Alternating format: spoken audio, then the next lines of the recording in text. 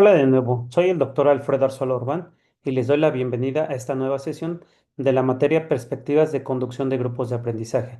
En esta tercera sesión vamos a ver lo que es el liderazgo y el manejo de grupos. Vamos a la presentación.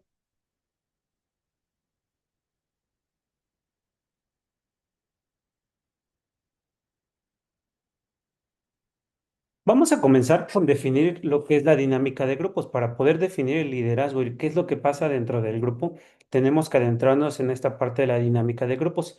Si bien es cierto, ya hemos retomado anteriormente a este autor, vamos a ahondar y recordar un poquito lo que nos decía sobre esta parte de la dinámica. Además, vamos a introducir otros conceptos sobre cuál es la dinámica de los grupos. Ya no tanto el grupo, sino cuál es la dinámica de un grupo. Para Core Lewin, introduce el concepto de dinámica de grupos como el estudio científico de los pequeños grupos en los años de 1930, llegando al convencimiento de que la sociedad necesitaba una aportación científica para un mejor conocimiento de las relaciones humanas y la vida de los grupos. Aquí, pues bueno, vamos a la parte científica, que él se encarga de hacer científico esta parte de los grupos y cómo se comportan. Un grupo es un conjunto de fenómenos que se da en la vida de los grupos. Para él, tiene que ver cómo se da la vida del grupo. Eh, es también una parte de la psicología social, se ocupa de la investigación de las estructuras y los procesos grupales. Así de fácil, cómo está estructurado el grupo, cómo son las relaciones, cómo se comportan, de qué manera se autorregulan, de qué manera se evalúan, cómo se definen los roles y sobre todo, cómo le hacen para el logro de los objetivos.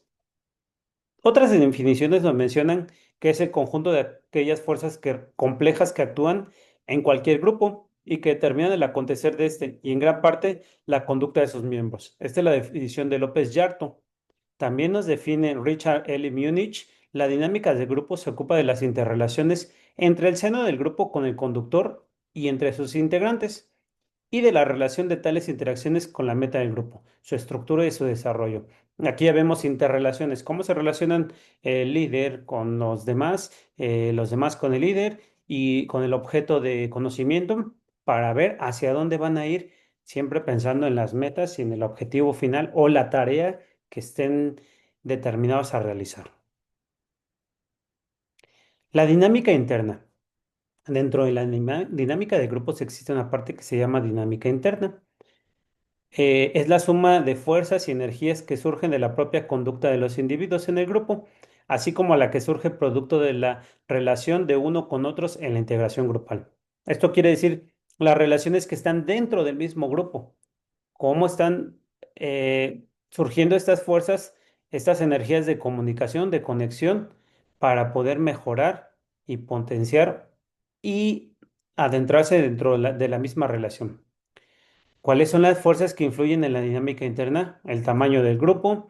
En los grupos pequeños se puede observar mayor interacción, comunicación, cohesión, y los roles se asignan por el tipo de actividad. En un grupo grande, los roles se asignan por norma. Quiere decir que aquí el tamaño del grupo va a determinar un poquito la dinámica o mucho, porque los grupos pequeños tienen más unión, están más integrados a que un grupo grande. En un grupo grande los roles son asignados por una autoridad. En este caso puede ser el maestro que decide cuáles son los roles de cada persona. Otra de las fuerzas que influyen es el ambiente del grupo. Tiene que ver con la disposición y el ánimo del grupo. Entre más positivo sea el ambiente, habrá satisfacción, participación, orden y productividad. Si el ambiente no es positivo, pues se va a hacer más complejo trabajar dentro del grupo, se va a hacer más complejo llevar esta relación, fomentar la participación, lograr los objetivos. Y lo importante de todo esto, que haya esta parte de ser propositivos, de mirar hacia adelante. También otra de las fuerzas que influye es el grado de identificación. ¿Qué tanto se sienten los integrantes pertenecientes al grupo? ¿Cómo se identifican? ¿Qué tanto tienen, como dicen coloquialmente ahí, la camisa puesta dentro del grupo para poder lograr los objetivos? Si una persona no tiene este grado de identificación, difícilmente va a poder lograr o aportar algo positivo al grupo y nos va a llevar a un bache que difícilmente saldremos. Hay estrategias para salir, que más adelante la veremos. La comunicación tiene que ver mucho cómo se comunican, de qué manera, los códigos, quiénes toman el liderazgo, quiénes toman el rol de evaluadores y quiénes también participan, quiénes tienen algún conflicto y cómo lo solucionan. Aquí viene la siguiente fuerza que es la participación. La participación tiene que ver con las personas quienes participan de manera activa, quienes de manera pasiva. Otra de ellas, de las fuerzas, es las normas del grupo. ¿Qué normas? ¿Qué es lo que está permitido? ¿Qué es lo que no está permitido? ¿En qué momentos? ¿Tiempos? También qué es lo que va a pasar si alguien no cumple con su rol, consecuencias. Estas son las fuerzas que influyen dentro de la dinámica interna y es importante entenderlas para que nosotros podamos saber de qué manera puedo yo aportar al grupo, de qué manera lo puedo conducir, qué es lo que puedo hacer cuando tengo alguna situación que me está rebasando, cómo la voy a llevar yo a cabo y cómo la voy a superar. Tenemos la dinámica externa y bueno. Como aquí está en la imagen, los engranajes es la integración del grupo, pero existen cosas que influyen fuera de. A estas se refieren a las relaciones del grupo con otros grupos a partir de compartir algunas características que sean similares. Estas relaciones pueden ser colaborativas o competitivas. Colaborativas porque si persiguen las mismas metas, los mismos objetivos, se pueden apoyar, pero también puede ser que persigan los mismos objetivos, pero quieren competir. ¿Qué puede pasar en esta ocasión? Pues bueno, que estas competencias también nos ayudan porque nos ayudan a superar, a dar un esfuerzo mayor y a que podamos ser mejores. Las relaciones de los miembros de un grupo con otros grupos. Esto tiene que ver con la vinculación o pertenencia de un individuo con otros grupos. Es variable. Cuando estos se ven mayor énfasis, son denominados grupos de referencia. Por ejemplo, si alguien se siente más identificado con otro grupo y quiere ser como ese grupo o quiere que su grupo vaya hacia ese lado, va a sentir que el otro grupo es un grupo de referencia. Ese grupo de referencia va quizás a influir en la forma de integrar nuestro grupo, de constituirlo y de actuar. Los objetivos de la dinámica de grupo. Tenemos aquí algunos objetivos de la dinámica de grupo. Vamos a ver a qué hacen referencia.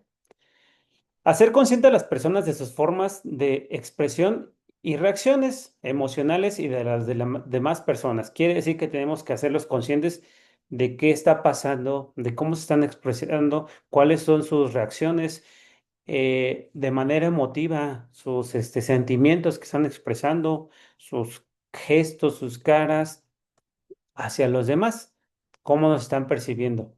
Capacitar para percibir la consecuencia de los hechos y aprender de ellos. Eso es muy importante. Tenemos que hacerles saber cuáles son las consecuencias de sus hechos y qué debemos de aprender de esas mismas consecuencias, de esas fallas, de esos baches en los que nos atravesamos, de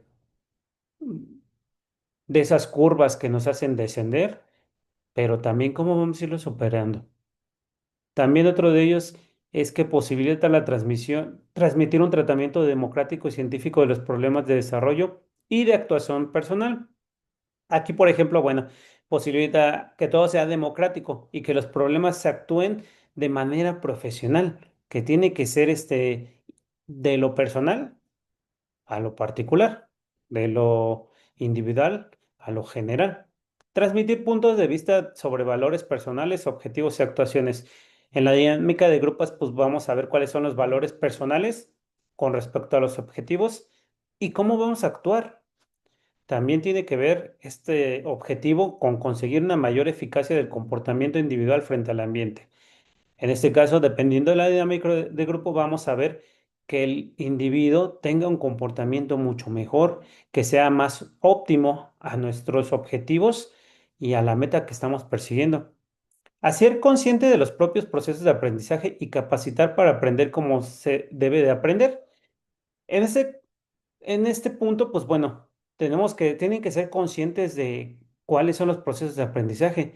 Tenemos que también hacerlos conscientes de cómo se puede aprender de mejor manera. Mejorar el clima social, la productividad, la integración y el aprendizaje del grupo. Al conocer la dinámica de grupo, podemos mejorar el clima social, que todos se sientan cómodos, que todos se sientan en armonía, que todos se sientan con la confianza de poder expresar sin que se minimicen lo que van a decir, sin que se les cuestione, sin que haya burla, sin que se les niegue. Esto va a hacer que la persona pueda integrarse más y que el aprendizaje sea efectivo dentro del grupo y no se pierda o se bloquee por esas barreras que muchas veces nosotros ponemos al juzgar, al criticar, al negar, a eliminar los comentarios o las opiniones de los demás o su forma de ver las cosas. Otro de los objetivos es ayudar a los grupos a que se organicen. Conocer la dinámica de grupos nos va a ayudar a organizar a los grupos, que se cohesionen, o sea, que se junten más, que tengan más comunicación, que tengan más unión y que puedan dirigirse de manera autónoma, sin necesidad de que otro grupo nos diga cómo lo podemos hacer o que el experto impuesto nos diga cómo hacerlo. Ya una vez que los grupos se organizan, ellos pueden ser autónomos, ellos pueden conducirse, que esa es la idea, que los grupos se conduzcan al final y el docente líder ya nada más se encargue de, de ser una guía, una ayuda, un apoyo para que ellos puedan resolver o superar ciertos obstáculos. La dinámica como técnica. Aquí tenemos también que la dinámica se puede ver como una técnica, el concepto de dinámicas grupales. Vamos a ver a qué hace referencia. Como teoría, la dinámica hace referencia al estudio científico del conjunto de fenómenos psicosociales que se desarrollan en en los grupos primarios y las leyes que los producen y regulan. Esta es de la parte teórica.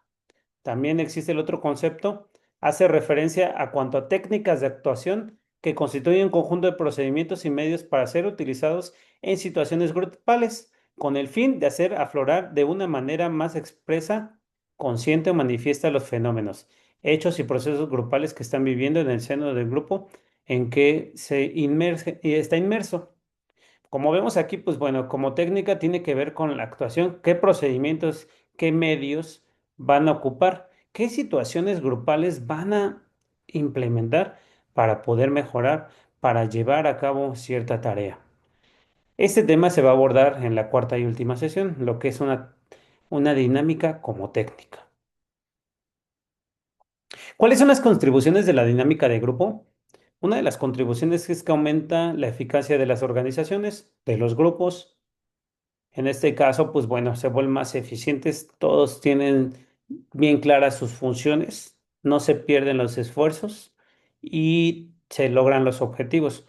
Una mejor socialización de las personas. Definitivamente esa es una de las consecuencias más positivas, ya que mejora la socialización, las personas se pueden comunicar mejor con los demás, tienen mayores habilidades sociales. Un aumento del sentido cooperativo y participativo. Esto quiere decir que las personas se vuelven más cooperativas y participan. Cuando introducimos ciertas formas de trabajo, ciertos roles y a la vez cuando introducimos esta parte de la motivación, las personas tienen ese sentido de cooperación, de que yo estoy siendo funcional y aunque sean tímidos, se vuelven participativos. Una mejora de la capacidad comunicativa a todos los niveles. Las personas mejoran sus habilidades de comunicación, tienden a tener más confianza, a más seguridad, un sentido de autorrealización, de que ellos mismos se sienten útiles. Esta es una de las ventajas de verlo de esta forma.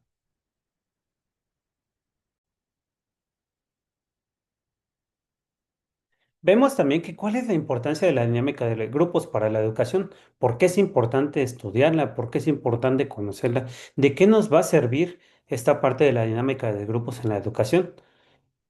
Tenemos una situación en la que los docentes se encuentran desvalidos en la clase, no saben cómo afrontar dificultades con los alumnos, compañeros o padres de familia.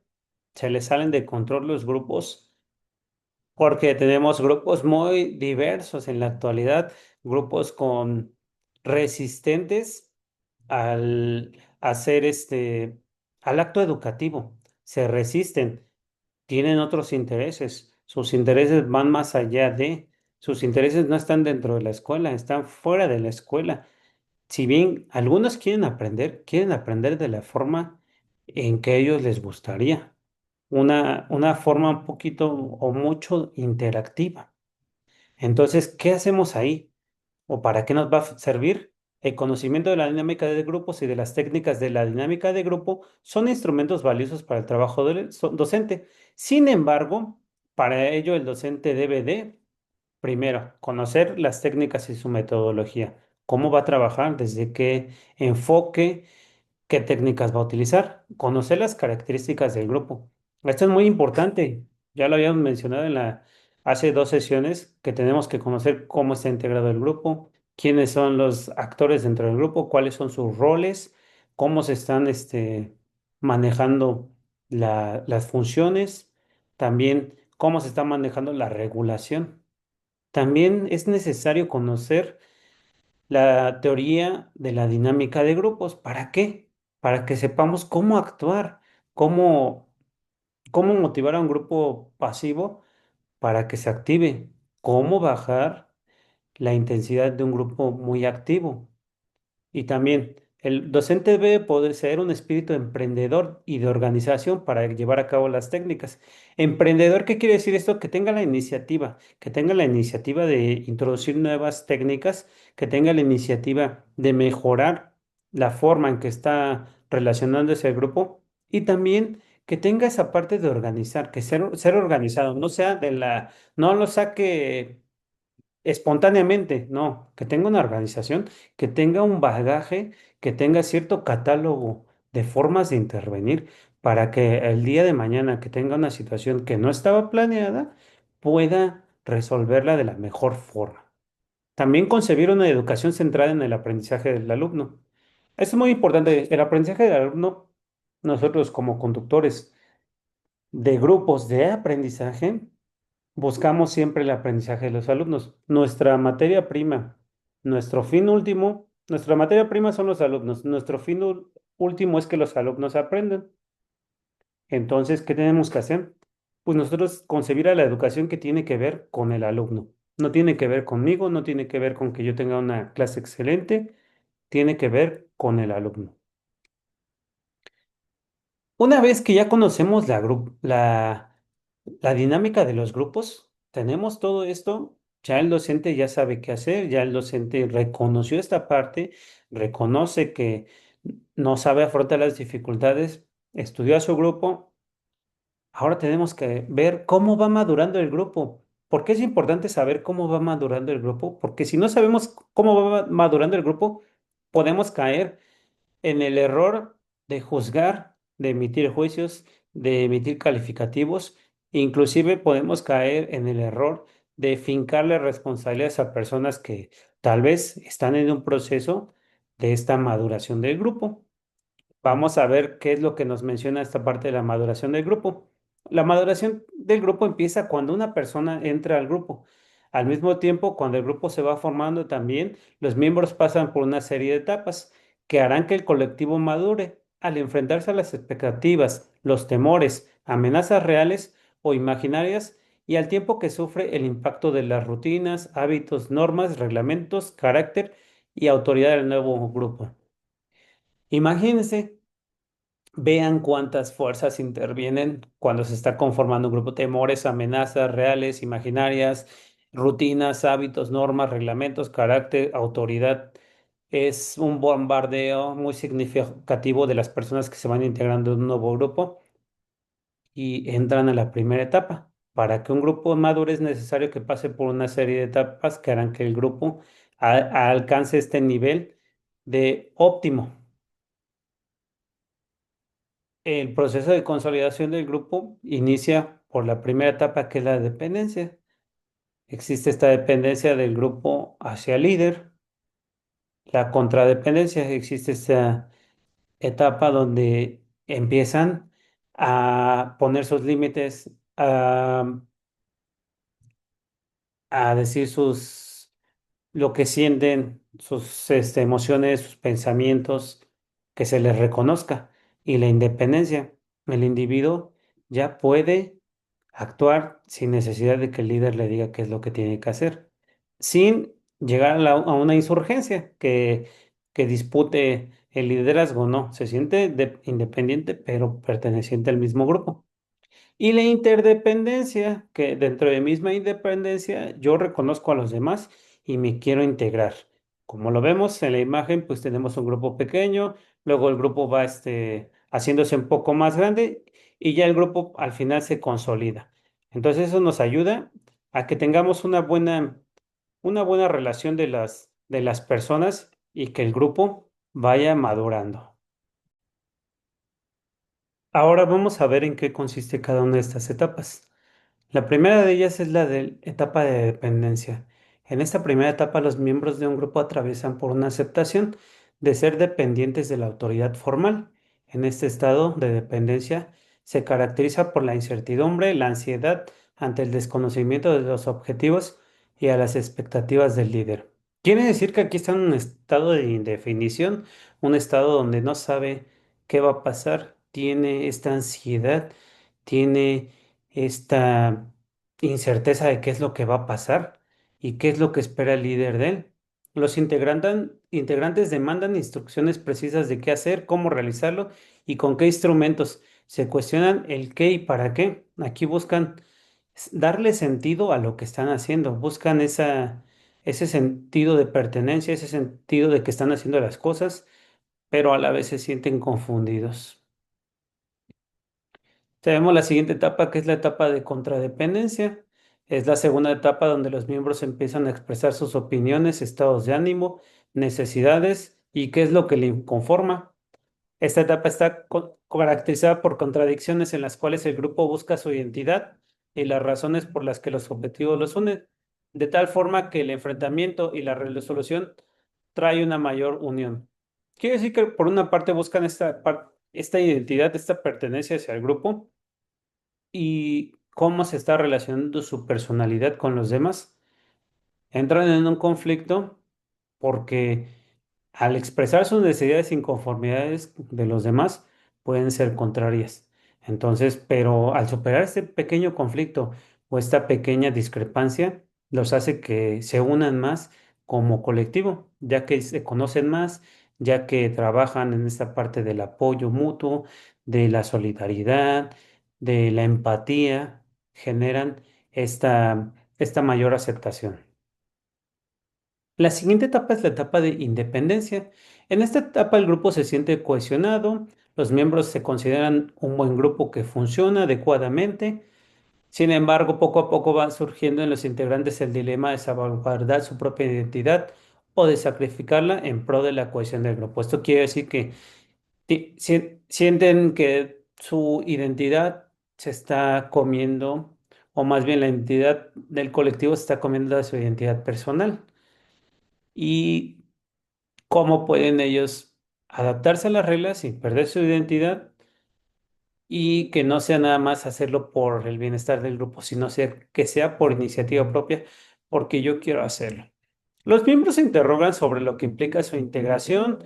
Los integrantes buscan cooperar y no perder su individualidad a través de una comunicación completa. Una de las ventajas en en esta etapa, es que ya están trabajando en la parte de la comunicación y la comunicación va a jugar un papel importante al ellos expresarse y que los demás los escuchen. Obviamente esta escucha debe estar cargada de respeto, de tolerancia, de empatía. La siguiente etapa es de interdependencia.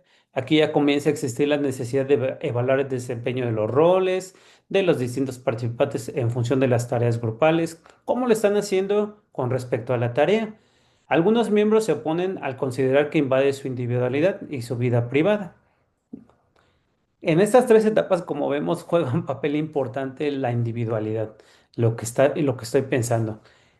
Romper con esa parte individual para vernos como un colectivo. Este conflicto se resuelve cuando los miembros exponen sus apreciaciones.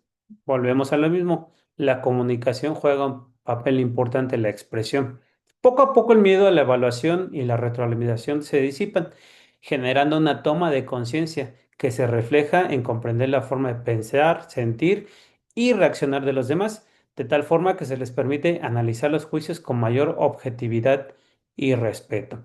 Quiere decir que se va aceptando la retroalimentación, una retroalimentación como una forma de mejorar, una forma de yo aceptar que tengo que trabajar ciertos puntos y que tal vez la función que se me asignó tiene áreas de oportunidad donde yo puedo incidir.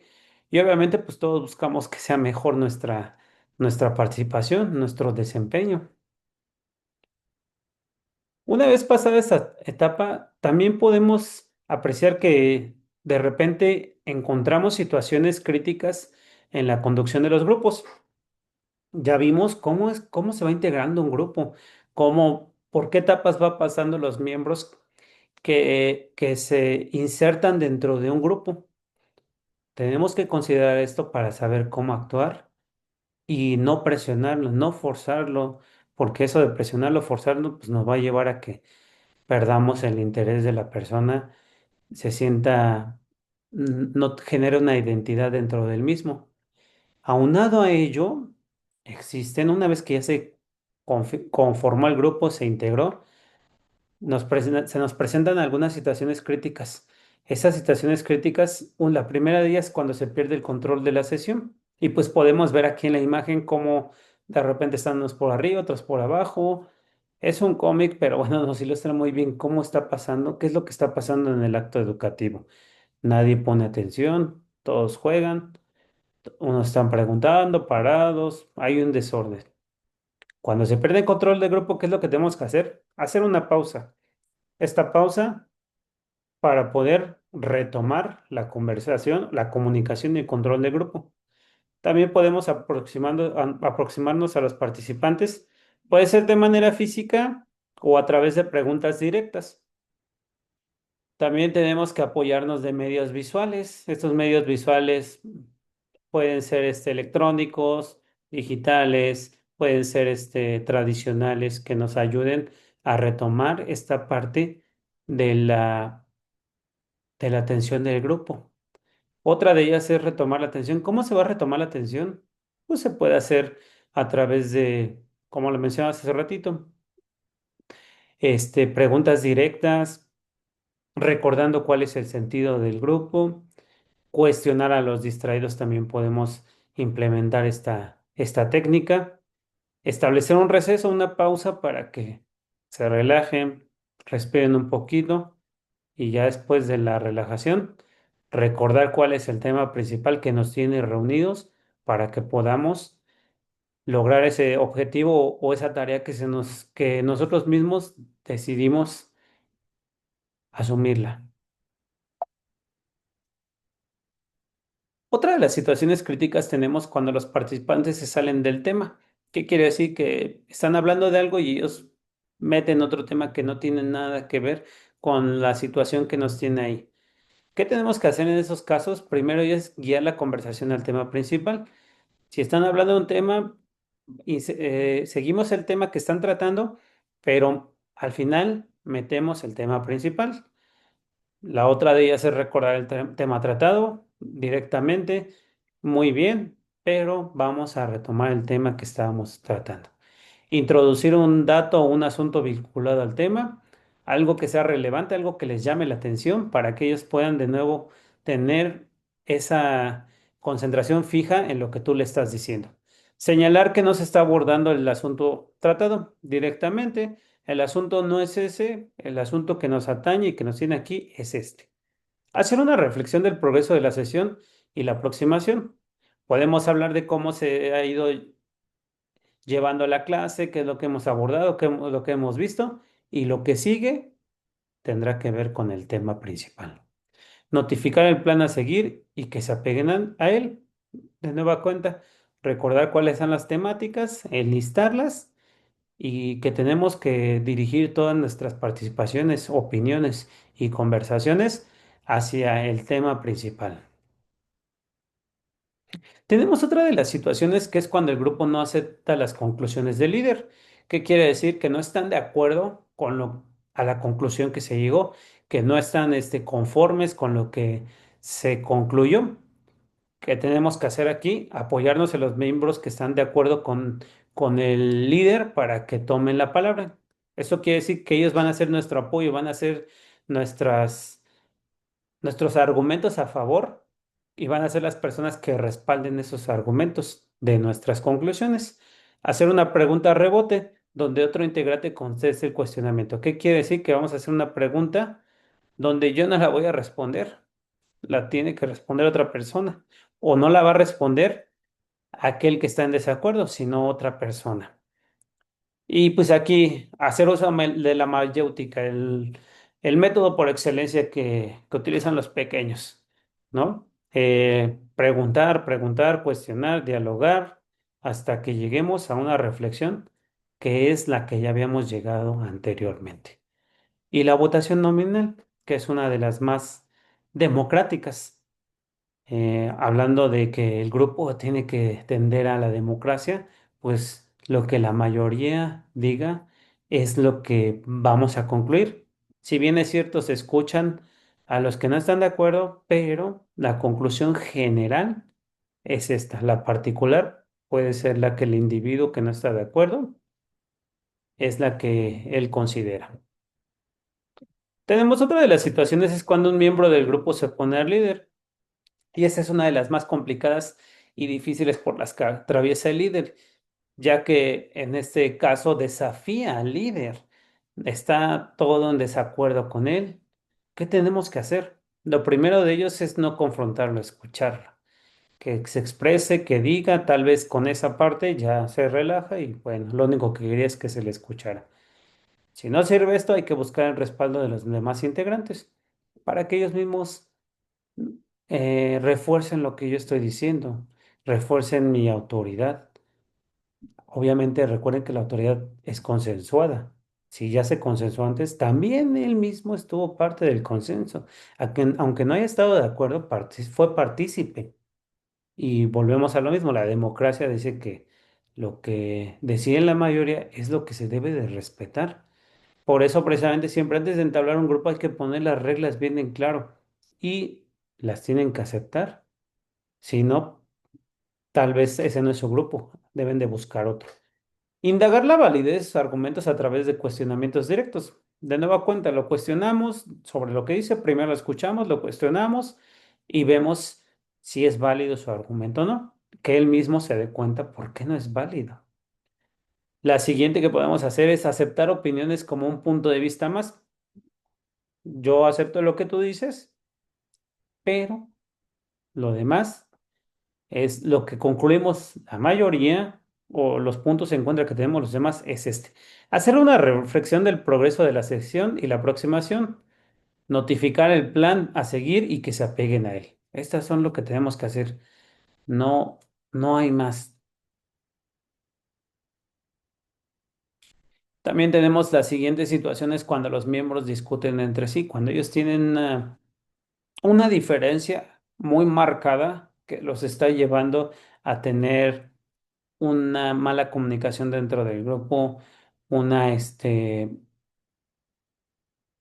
que tengan estos conflictos.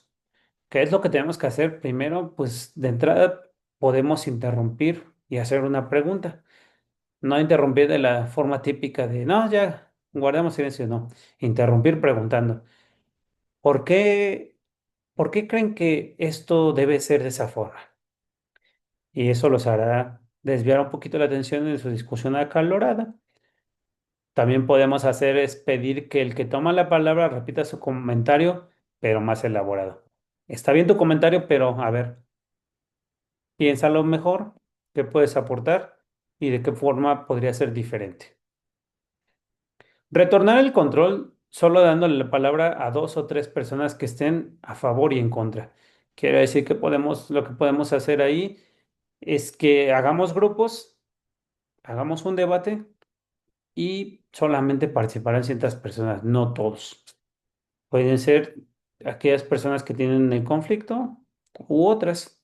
Eso lo definirán ellos. Que mayoritariamente o lo que nos llevará siempre va a ser a que sean las mismas personas que tienen este conflicto ya entrañado.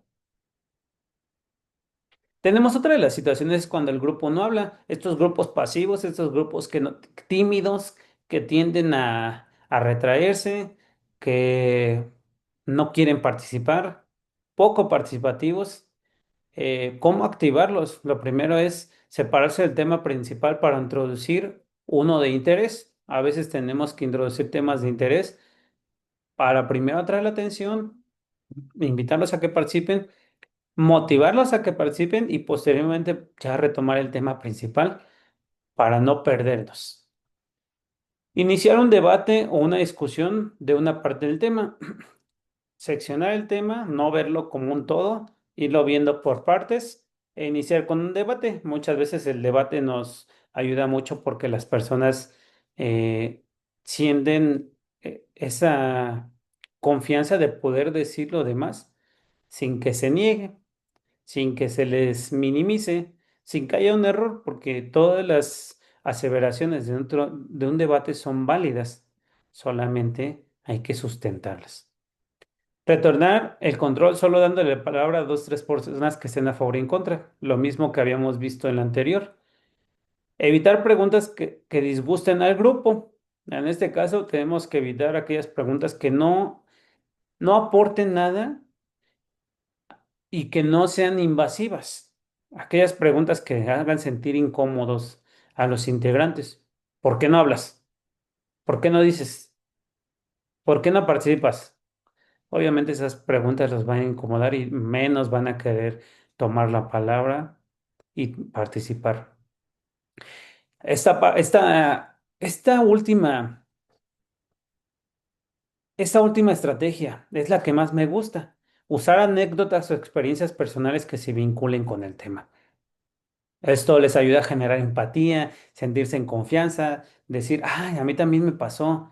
Eh, Hacer alusión a lo que algo que ellos ya vivieron a través de tu experiencia les hará que ellos se interesen en el tema, que ellos tengan esas ganas de participar porque se sienten identificados. Tenemos la séptima situación crítica cuando uno o más miembros son tímidos. Aquí tenemos esta situación, tenemos que hacer preguntas que sean fáciles de responder, sencillas, no hay más. Felicitarlos y darles valor a sus opiniones e ideas. Eso es importante para motivarlos, para que ellos se sientan que sus opiniones son importantes, son válidas, no se les juzga, no se les hace de menos, eh, que, que estaban en lo correcto. Propiciar un ambiente de apertura y de confianza. Aquí tenemos que propiciar que haya apertura, que todos podemos participar, que todos pueden participar y nadie los va a criticar, reírse, juzgar, porque muchas veces en los grupos tímidos es por esa parte, porque tienen miedo a que los juzguen, a que los critiquen y a que minimicen sus comentarios. Establecer reglas del juego, enfatizando la participación y el respeto. Juego visto como el acto social, no como el acto recreativo. Ahora bien, una vez analizado todo esto, vamos con el liderazgo. ¿Qué es el liderazgo? Aquí tenemos la definición, es la habilidad o capacidad de un individuo para influir a través de la conducta en el comportamiento de un grupo o seguidores para que alcance las metas de la organización, del grupo y las personales. El liderazgo es un intento de usar la influencia para motivar a los individuos del grupo a lograr las metas y los objetivos de la organización. El liderazgo tiene que ver, pues, entonces con cómo el líder va a utilizar su habilidad, su expertise para motivar a los demás, para potenciarlos hacia el logro de objetivos. Cómo va a aprovechar las habilidades de cada uno de ellos para el logro de los objetivos y las metas. Ese es el liderazgo general. Ahora vamos con el liderazgo pedagógico. ¿Qué tiene que decir aquí liderazgo pedagógico? Hace referencia a la gestión y conducción de las instituciones educativas y o procesos pedagógicos. Su eje fundamental es la acción y debe de lograr y garantizar un aprendizaje de calidad y de bienestar de todos los estudiantes. Se basa en una cultura ética, participativa y de innovación y mejora continua. Asume un compromiso con el desarrollo y el bienestar de todas las personas. Como lo ven aquí, pues bueno, aquí fundamental. Quiere garantizar el aprendizaje de calidad y bienestar de todos. Tiende a mejorar la participación y la innovación y debe ser de manera permanente. Y también asumir ese compromiso de desarrollarse todos y de lograr un bienestar en común del grupo, del acto educativo. El liderazgo pedagógico también, el profesor es el líder y tiene la capacidad de fomentar e incentivar a las personas, aquellas que asumen los roles de liderazgo dentro y fuera del salón de clases, en el colegio, en beneficio de los alumnos y de otros profesores. Ojo, aquí nos menciona claramente que no es solamente con los alumnos, también con los profesores. Debe de tomar decisiones, fomentar la excelencia, el profesionalismo, el desarrollo de los procesos de enseñanza-aprendizaje y de la escuela en general. Y aporta el liderazgo escolar de diferentes maneras. Se identifica con comunidades de profesores. Un profesor líder puede ser el director, ¿qué es lo que hace? Busca la profesionalización, busca la excelencia, el desarrollo, la enseñanza y el aprendizaje de todos, de los maestros, de los alumnos y de la comunidad en general. Ahora vamos a transmitirlo a algo más compacto, más concreto, más particular. Es el liderazgo docente. ¿Qué es el liderazgo docente? En primera instancia, el desarrollo profesional de los mismos profesores, las prácticas y actitudes de liderazgo impulsan de manera significativa su desarrollo. ¿Esto por qué? Porque expande su noción de aprendizaje y enseñanza y a la escuela y también concientiza sobre el hecho de ejercer el liderazgo. Y el aprender están intrínsecamente ligados. Todo esto, la enseñanza, el liderazgo, el aprendizaje están ligados. Exige la participación activa en la toma de decisiones, requiriendo la dirección de comunidades de aprendizaje, adjudicando roles de mentoría, mediación, que pueden ser entre alumnos, entre padres de familia y el equipo directivo, entre profesores, entre alumnos y otros docentes, entre alumnos y el equipo directivo, creando oportunidades de especialización académica. Quiere decir que aquí tiene que ver mucho con la parte de las relaciones, cómo se están llevando estas relaciones que tienen que ver con la participación activa de todas las personas, que tiene que ver también cómo se están creando estas oportunidades de especialización académica. Especialización académica visto como la mejora de las prácticas educativas, la mejora de la calidad de la educación y de la enseñanza dentro de la escuela, la mejora del mismo acto educativo de aprendizaje y también de enseñanza de los docentes y de los mismos padres de familia, porque también los padres de familia entran aquí, también de los roles, cómo va a impactar el padre de familia y cómo va a impactar el directivo en todo esto. Existen algunas competencias de liderazgo docente. Estas competencias tienen que ver qué habilidades, qué cualidades debe tener este docente para poder ejercer este liderazgo de manera efectiva. La primera de ellas es el emprendimiento. ¿Qué es el emprendimiento? Esta capacidad para idear y poner en marcha soluciones nuevas, diferentes ante los problemas y situaciones planteadas. Yo emprendo nuevas acciones y soluciones ante los problemas. Es de esta iniciativa que yo tengo. Inteligencia emocional, capacidad de entender, sentir y controlar los estados de ánimos propios y ajenos. La inteligencia, cómo puedo resolver, cómo puedo afrontar diferentes situaciones mías, que tuve una situación muy compleja en casa, cómo voy a gestionar esa emoción. Que mis alumnos, uno viene mal porque tuvo un problema con su pareja, cómo voy a gestionar esa emoción de los alumnos para que no le afecte dentro del salón. Orientación a resultados, capacidad de encaminar todos los actos al logro de lo esperado, fijando metas desafiantes por encima de los estándares. Aquí es fundamental esta parte, tienen que estar, los estándares son unos que nosotros mismos los establecemos dentro del grupo o son establecidos de manera jerárquica. Por encima de los estándares quiere decir que tenemos que superar esto, no quedarnos con lo mínimo, sino que tenemos que ver más allá de. Eso es lo que hace un líder. Ya lo logramos, podemos hacerlo mejor. Vamos a trabajar para que esto pueda ser de una mejor forma. Trabajo en equipo, capacidad para construir relaciones para conseguir resultados comunes y compartidos. Esto es fundamental. El liderazgo docente tiene que ver siempre por el trabajo en equipo. Si bien hay momentos de trabajo individual, el trabajo en equipo tiene que ir siempre orientado o tiene que ser la materia prima de donde se construye el conocimiento. Relaciones interpersonales. Esta es la capacidad para construir y mantener relaciones respetuosas, armónicas y afectivas. Quiere decir que siempre debe promover este tipo de relaciones para que los demás puedan sentirse en confianza, en armonía y que no solamente vean a la parte de lo cognitivo, sino también a la parte de las emociones, lo emotivo, qué es lo que está pasando dentro de mi ser.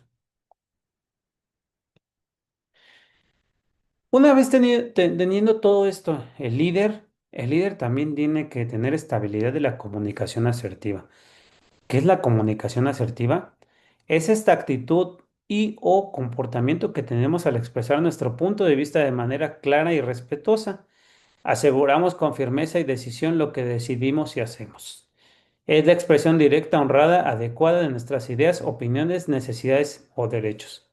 Esta comunicación asertiva tiene que ser parte de la inteligencia emocional, parte de la empatía, parte de la honestidad y parte de la claridad que debemos de tener con los demás de manera respetuosa, sin invadir, sin juzgar, sin poner palabras en el otro, sin premeditar lo que está diciendo, sin emitir juicios. Todo entrenamiento de habilidades de comunicación asertiva debe manejar tres destrezas fundamentales. Existen tres destrezas fundamentales. La vamos a ver. La primera son los mensajes yo. Todo lo que yo diga tiene que ser yo pienso, yo digo, yo creo, para no aventar palabras al aire y también para que nosotros podamos expresar nuestro sentir desde nuestro ser, no desde fuera, no desde el colectivo. Busca que empecemos con nuestra individualidad. Escucha activa, que no solo escuchemos, la escucha activa exige atención, retención, sintetización, exige también cuestionamientos, exige también conclusiones. La retroalimentación.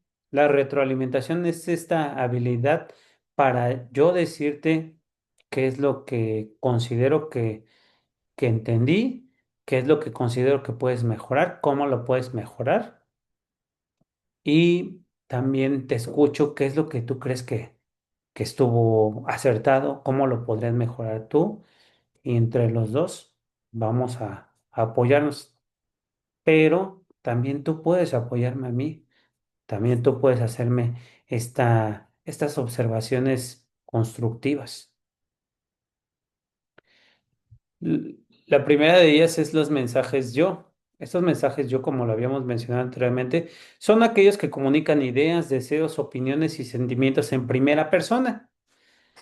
A, a persona que emite mensajes, yo habla por sí mismo y de sí mismo. La persona que emite esos mensajes, los mensajes yo implican asumir la responsabilidad de los propios pensamientos y emociones, la cual abre la posibilidad a una más profunda comprensión y cercanía de las relaciones humanas. Esto quiere decir que, bueno, yo estoy emitiendo y estoy hablando de mí, no estoy hablando de los demás. Y los demás van a entender qué es lo que yo estoy pensando, qué es lo que yo estoy, cómo lo estoy comprendiendo, cómo lo estoy asimilando, cómo estoy viendo las cosas desde mi perspectiva, desde mi persona. desde lo que yo estoy asimilando y también de mis propias estructuras mentales que yo tengo, de mis propias estructuras sentimentales. Estas ventajas del utilizar los mensajes yo es el trato de la persona a persona, que se asume la responsabilidad de nuestras acciones, se propicia en el otro la responsabilidad de sus actos, reflexione sobre de ellos y permite que el otro sepa lo que pienso y siento, evidencia nuestra identidad. Estos mensajes yo es desnudar nuestra identidad, desenmascarar, retratarme como soy yo de cuerpo completo.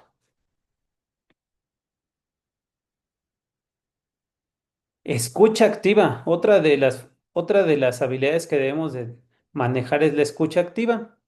¿Qué nos menciona aquí de la escucha activa González? Indica que la práctica de la escucha activa es muy importante porque permite eliminar distracciones. ¿Cómo se debe practicar la escucha activa? Primero, eliminar distractores como el teléfono móvil, los pensamientos que divaguen. Se debe de prestar atención total a la persona que está hablando. Se debe demostrar interés no verbal. Por ejemplo, el lenguaje corporal. Este lenguaje corporal tiene que ver con el contacto visual, afirmar con la cabeza, la postura abierta y receptiva. No voy a estar así cruzado de manos o agachándome, volteándome para otro lado. No, tengo que estar atento a lo que está diciendo la persona de frente, mi interlocutor. Además, busca prestar atención a las emociones, no solamente escuchando palabras, sino también las emociones detrás de ellas. ¿Con qué tono de voz me la está diciendo? ¿Cuál es su expresión facial a la hora de decirme algo? Eso nos habla mucho de las emociones de las personas. Una forma de demostrar interés tiene que ver con las preguntas clarificadores. Por ejemplo, si no me quedó claro lo que me dijo, puedo hacer preguntas para que me reafirme si estoy en lo correcto que el mensaje como yo lo recibí. También se debe reflejar un resumen. ¿Esto qué quiere decir? Que tenemos que resumir todo lo que dijo. Ah, entonces tú me quisiste decir esto y esto y esto. Eso nos va a, eso nos va a expresar al interlocutor que me prestó atención. Si por el contrario yo le digo, sí está bien, probablemente piense que no le presté atención. Si yo le digo, correcto, tú me dijiste esto, yo pienso esto y esto y esto. Quiero decir que estuvimos en escucha activa. Entonces la escucha activa no es ser pasivo, no es nada más escuchar, no es nada más dejar que se expresen las personas. Es un acto de respeto, un acto de reconocimiento de la otredad. Te voy a reconocer por el simple hecho de que estoy escuchando lo que tú dices, tus sentimientos, tus percepciones y al final de cuentas yo te reconozco diciendo, retroalimentando lo que tú me dijiste.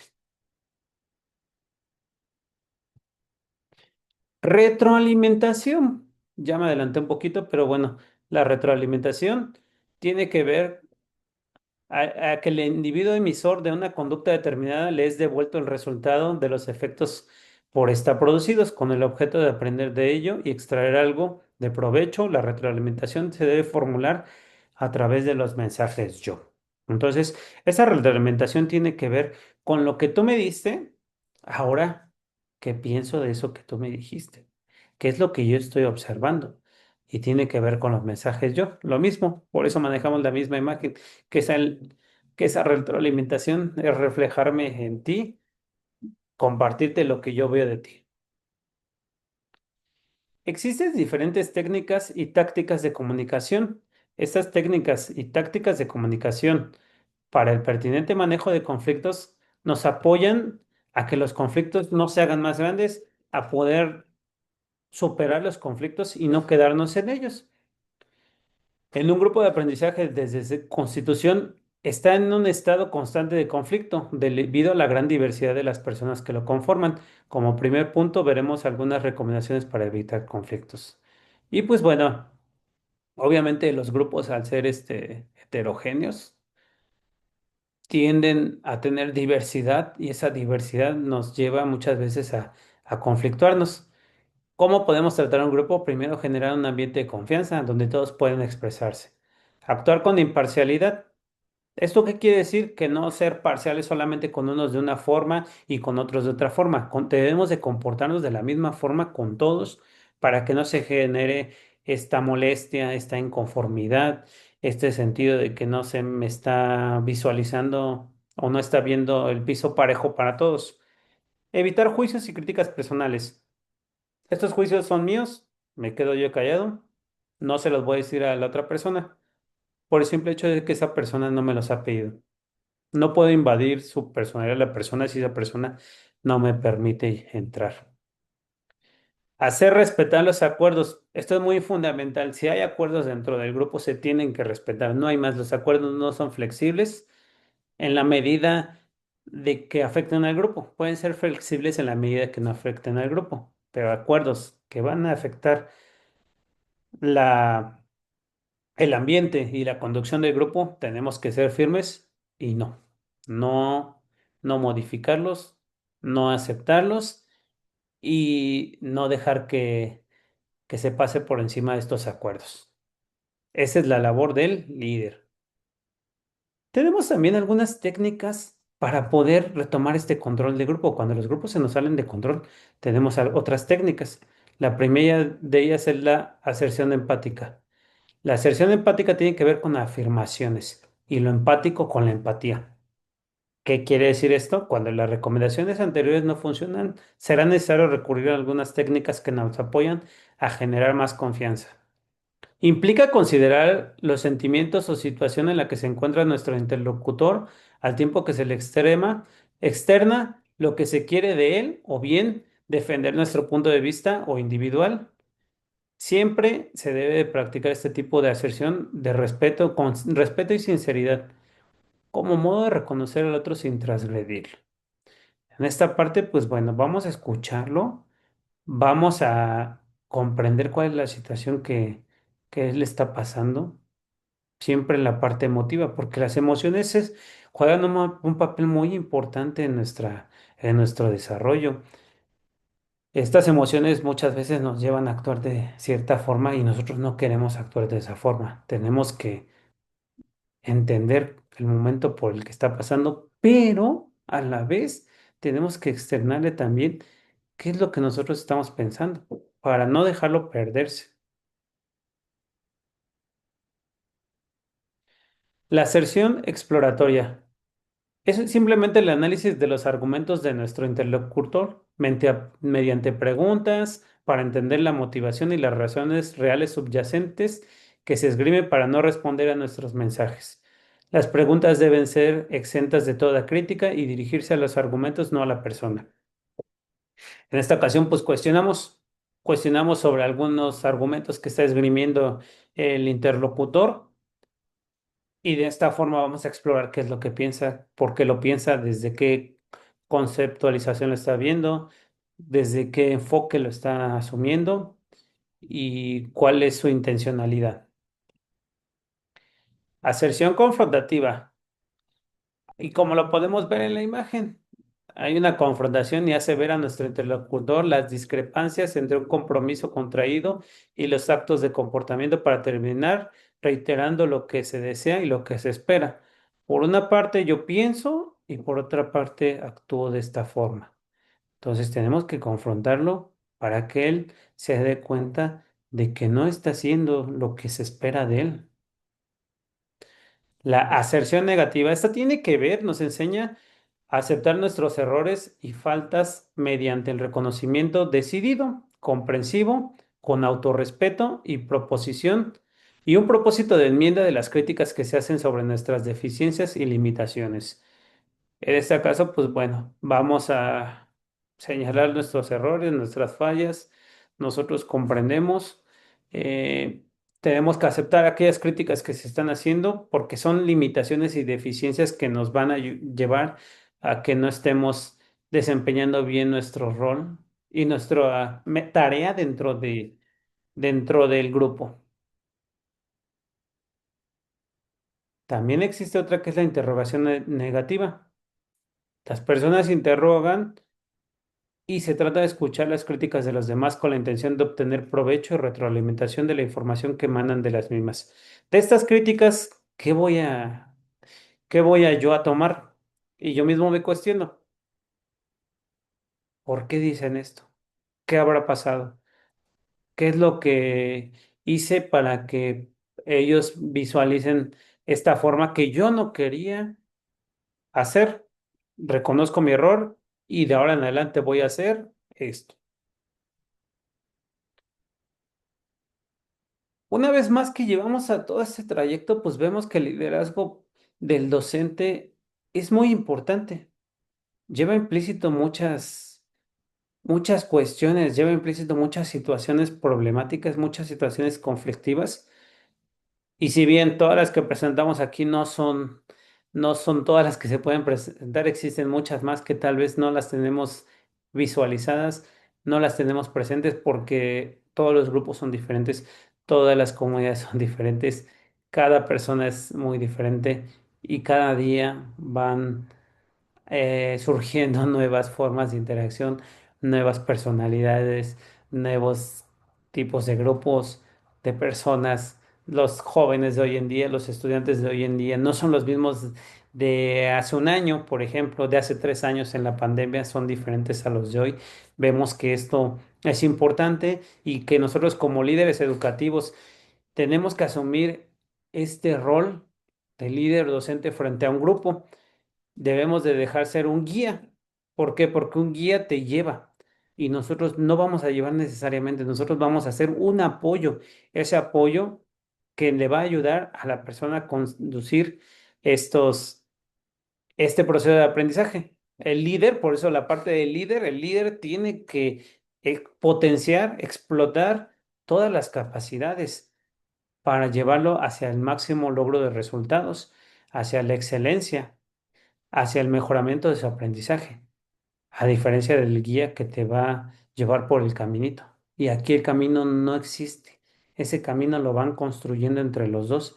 Y eso es lo que hace el líder, buscar abrir esos caminos para poder llegar. En esta parte se transforma en un líder orientado al resultado de objetivos o a tareas, con la única diferencia que también se orienta al desarrollo personal, al afectivo y al físico. A diferencia del guía, aquí busca todo en la parte integral.